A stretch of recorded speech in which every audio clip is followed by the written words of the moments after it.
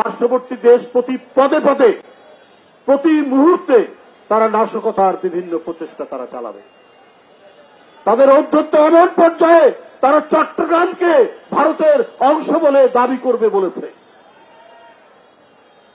এই পরিমাণ তাদের ঔদ্ধত্য গেছে। তো আমরা আমাদের মিলিত শক্তি, তারুণ্যের শক্তি নিয়ে আমরা এটাই বলবো যে ঠিক আছে, তোমরা যদি চট্টগ্রাম দাবি করবে কি কারণে, তোমরা যদি ওইটা দাবি করতে পারো তাহলে আমরাও দাবি করব আমাদের নবাব সিরাজউদ্দৌলার বাংলা, বিহার, উড়িষ্যা ফেরত দাও আমাদেরকে ওইটা ফেরত দিতে হবে। আমরা ওইটার জন্য দাবি করছি। এই সমস্ত ফাঁপা এবং ফাঁকা আওয়াজ দিয়ে কিছু হবে না। আমরা একেবারে নিরালম্ব নই, অবলম্বনহীন নই। আমরা বাংলাদেশের মানুষ, আমরাও সর্বোচ্চ প্রযুক্তি ব্যবহার করতে জানি। আমরা আমাদের দেশকে রক্ষা করার জন্য আকাশ, পাতাল, ভূমি, পানি প্রত্যেকটি জায়গায় আমাদের যে শক্তি, আমাদের যে সশস্ত্র বাহিনীর, আইনসঙ্গত বাহিনীর যে শক্তি, সে শক্তিও কিন্তু কম নই। 18 কোটি দেশের মানুষ, বন্ধুরা আমার, আমরা প্রত্যেকটি দিক থেকে আমরা এই দিল্লির আগ্রাসনকে প্রতিহত করতে আমরা প্রত্যেকেই প্রস্তুত রয়েছি। আমরা হলাম শান্তির পক্ষে, আমরাই হলাম প্রকৃত ধর্মনিরপেক্ষ। আমার ডান দিকে অপু, আমার বাম দিকে অপর্ণা, আমাদের আরেক দিকে নিপুণ রায়চৌধুরী, আমাদের আরেক দিকে রমেশ দত্ত, এদেরকে নিয়েই আমরা কাঁধে কাঁধ মিলিয়ে আমরা মিছিল করি, আমরা জনসভা করি, আমরা আড্ডা মারি।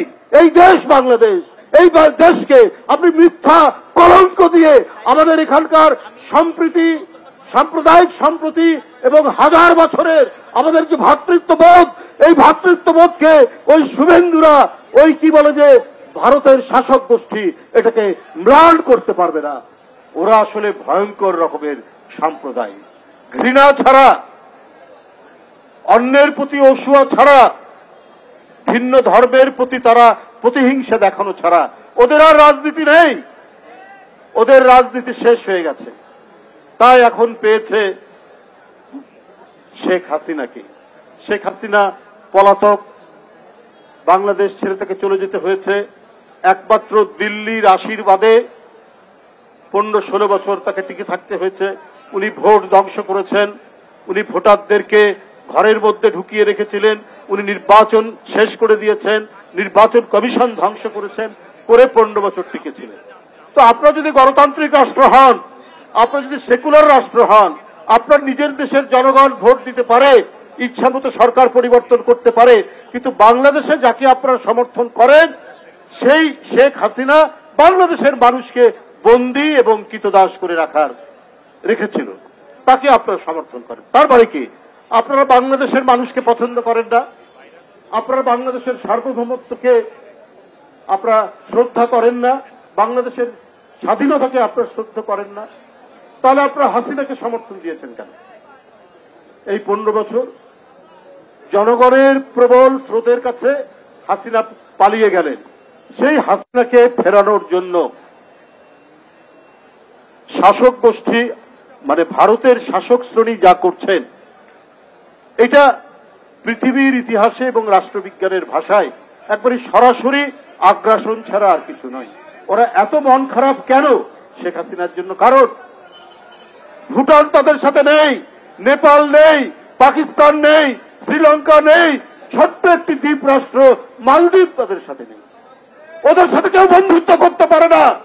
কারণ ওরা মুখে যাই বলুক, ধর্মনিরপেক্ষ বলুক আর সেকুলার বলুক, ওদের মনের ভিতরে হচ্ছে কট্টর হিন্দুত্ববাদী হিংসা ছাড়া ওদের মধ্যে কিছু নেই। আমি শাসক শ্রেণী ভারতের বলি, আপনারা বাংলাদেশে বলছেন সংখ্যালঘু নির্যাতন।